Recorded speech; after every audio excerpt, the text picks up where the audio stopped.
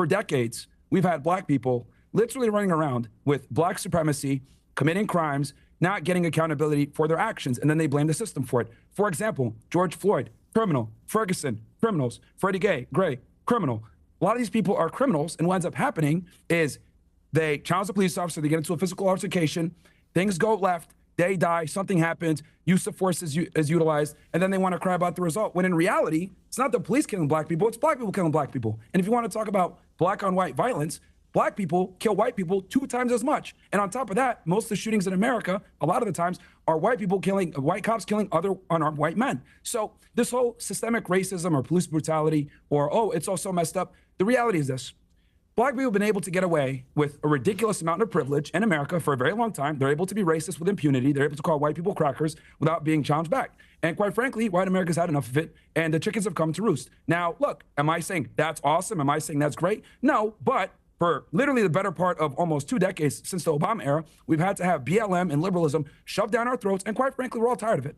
For decades, we've had to literally tiptoe around saying certain things around certain people, while the other group of people has been able to have impunity and be able to be as racist as they want to be, as violent as they want to be, without any type of consequence. And if you call it out, you're labeled a racist. The reality is this. Black people don't want to live around black people. I don't want to live around a bunch of black people. I move to neighborhoods where it's majority white because I know I'm safe. Now, this is uncomfortable reality that no one wants to say, so I'll say it for them.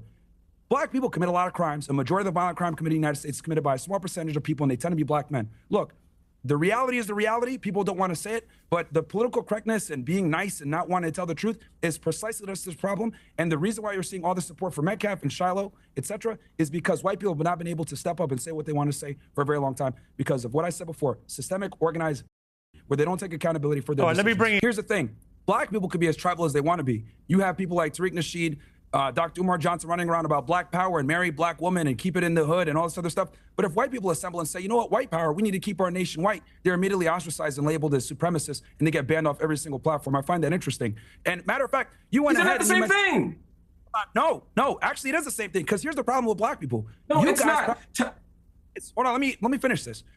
Black people practice the very racism they cry about. You guys can gather together and say Black Lives Matter, Black Power, but if white people get together and say white power and gather together, they're considered white supremacists and they get banned off every single platform. Why is that Jared Taylor and Nick Fuentes are banned off every platform for practicing white nationalism, but black people are allowed to stand every single platform getting interviews on the Breakfast Club? Explain that to me. There's a 2-tier situation here where black people are able to benefit off of being racist while whites are not. And what we're dealing with right now in America is literally a backlash to this black supremacy has been able to run around unchecked for a long time, and no one has the balls to call it out. Here's the other thing I want to say. Everyone's flipping out over Shiloh Hendricks and saying the N-word. Hey, can I talk about the point you just made, though? No, hold on. Nobody flipped out like this when the United States was getting destroyed in 2020 because of black protests destroying every liberal city in America. So I don't want to hear it about, oh, she made $500,000 because she said the N-word. Who cares? They destroyed billions of dollars of structure because someone got killed who was a criminal. That's the problem in America. You guys get a privilege that no one else gets to enjoy. You could be racist.